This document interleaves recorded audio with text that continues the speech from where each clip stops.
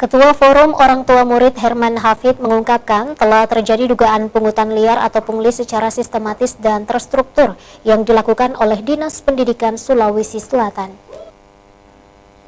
Ketua Forum Orang Tua Murid Herman Hafid Nasa mengungkapkan telah terjadi dugaan pungutan liar atau pungli secara sistematis dan terstruktur yang dilakukan oleh Dinas Pendidikan Provinsi Sulawesi Selatan. Hal tersebut telah dilakukan oleh Dinas Pendidikan Provinsi Sulawesi Selatan sejak awal juknis penerimaan peserta didik baru atau PPDB yang dibuat berdasarkan Permendikbud nomor 2021 tentang PPDB mengacu kepada Permendikbud 2009 tahun 2015. Herman mengatakan penerimaan siswa baru maksimal per kelas 36 siswa, namun kenyataannya pada saat pengumuman PPDB itu hanya menerima 35 orang per kelas.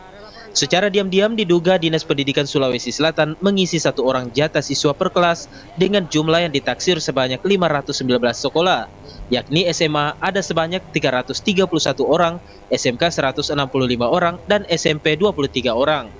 Sementara itu ia mengungkapkan pembayaran yang dilakukan orang tua murid ke oknum kepala sekolah agar anaknya bisa sekolah bervariasi.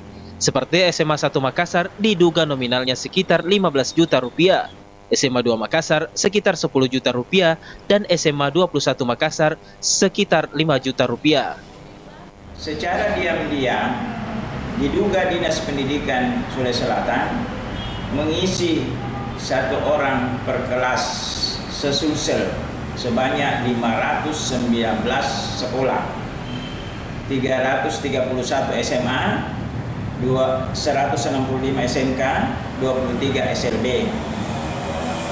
Kemudian setelah ditutup PPDB, secara diam-diam diduga Kepala Bidang Dikmen SMA Saudara Askar mengirim daftar nama-nama ke SMA masing-masing yang terlapor itu.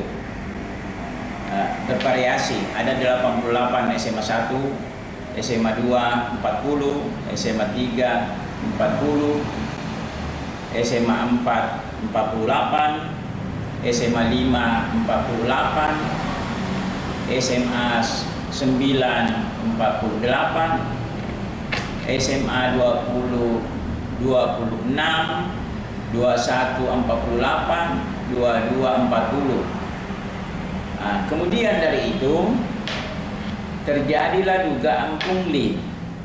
Herman berharap kepada Kejati Sulawesi Selatan dan Kapolda Sulawesi Selatan untuk mengusut tuntas kasus tersebut dan memeriksa semua orang tua yang terlibat serta melakukan pemeriksaan kepada Disdik Sulawesi Selatan.